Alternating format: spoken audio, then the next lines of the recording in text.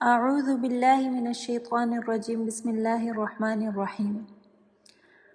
ایک بات سمجھ لیں کہ شیطان کا فارمولہ یہ ہے کہ وہ پہلے انسان کے اندر انسیکیورٹی پیدا کرتا ہے اور پھر اس کو دور کرنے کے لیے سلوشن بتاتا ہے۔ تو سوال یہ پیدا ہوتا ہے کہ آدم اور حوا علیہم السلام کو اس نے کس طرح ابھارا کہ وہ اللہ سبحانہ و تعالیٰ کی نافرمانی کریں۔ اس موقع پر بھی اس نے آدم علیہ السلام کے اندر انسیکیورٹی کو ابھارا۔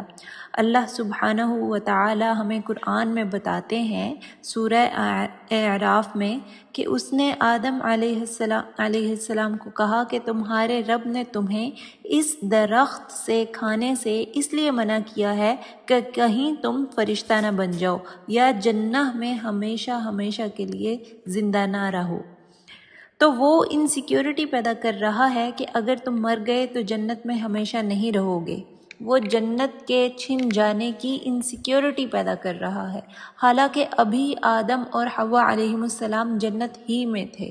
شیطان ان کو سمجھا رہا تھا کہ اس درخت کا پھل کھاؤ تاکہ ہمیشہ اس جنت میں رہ سکو، مگر اس کے بالکل الٹ ہوا، کیونکہ جب انہوں نے پھل کھایا تب وہ دونوں جنت سے نکالے گئے۔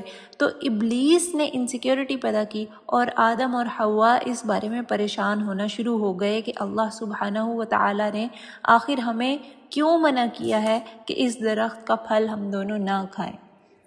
اب ابلیس کے فارمولے پہ واپس چلتے ہیں۔ اس نے انسیکیورٹی پیدا کی، پھر اس کا سلوشن بھی دیا۔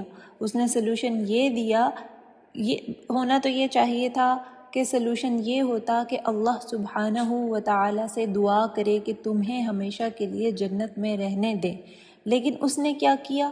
شیطان نے آدم اور حوا علیہم السلام کو یہ سجیسٹ کیا کہ اللہ سبحانہ و تعالیٰ کی نافرمانی کو کرو، اور اس نے یہ بھی باور کروایا کہ اللہ سبحانہ و تعالیٰ کی نافرمانی ہی تمہارے مسئلے کا آخری حل ہے، یعنی وہ حرام سلوشن پرپوز کر رہا ہے آخری چوائس بنا کر۔ وَقَاسَمَهُمَا إِنِّي لَكُمَا لَمِنَ النَّاصِحِينَ، سورہ اعراف کی آیہ 21 ہے کہ اس نے قسم کھائی کہ میں تم دونوں کا خیر خواہ ہوں۔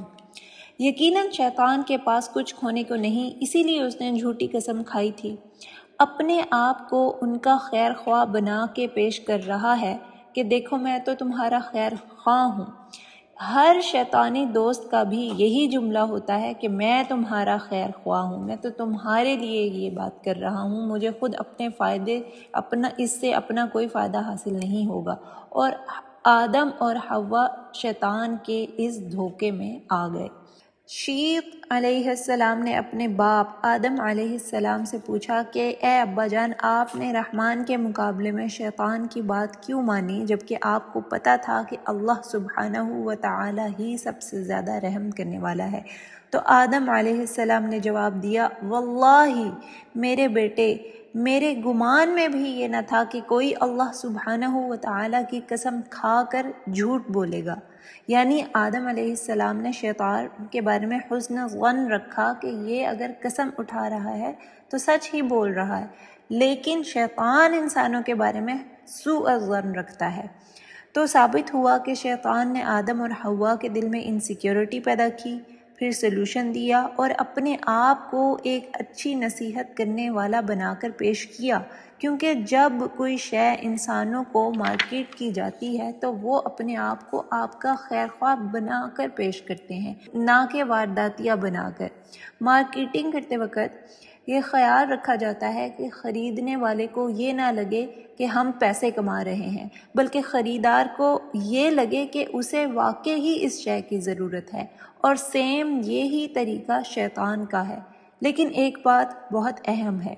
فضیل ابن ایاز رحمہ اللہ کے مطابق آدم علیہ السلام نے اللہ سبحانہ و تعالیٰ کی نافرمانی کی محض خواہش کی وجہ سے، شہوت کی وجہ سے، جبکہ اس کے بالکل برعکس شیطان نے اللہ سبحانہ و تعالیٰ کی نافرمانی کی تکبر کی وجہ سے۔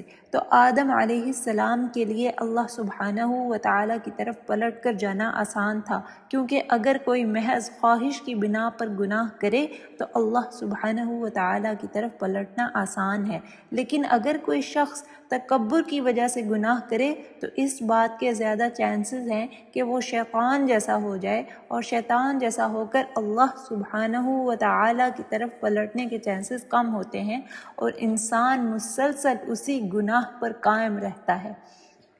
تو اللہ سبحانہ و تعالیٰ انسانوں کو سمجھتے ہیں، اور اللہ سبحانہ و تعالیٰ نے ہمیں اس طرح تخلیق کیا ہے، ہم بعض اوقات اپنی خواہش کے جھانسے میں آ جاتے ہیں، مگر اہم یہ ہے کہ ہم فوراً غلطی کے احساس ہونے کے بعد اس پر بضد نہ رہیں اور اللہ سبحانہ و تعالیٰ کی طرف پلٹیں، اور اپنی انسیکیورٹیز کو ختم کر کے اللہ تعالیٰ کی پناہ اور سیکیورٹی میں آ جائیں۔ ہم اللہ سبحانہ و تعالیٰ سے اس کی مغفرت اور اس کی رحمت کی دعا کرتے ہیں، آمین یا رب العالمین۔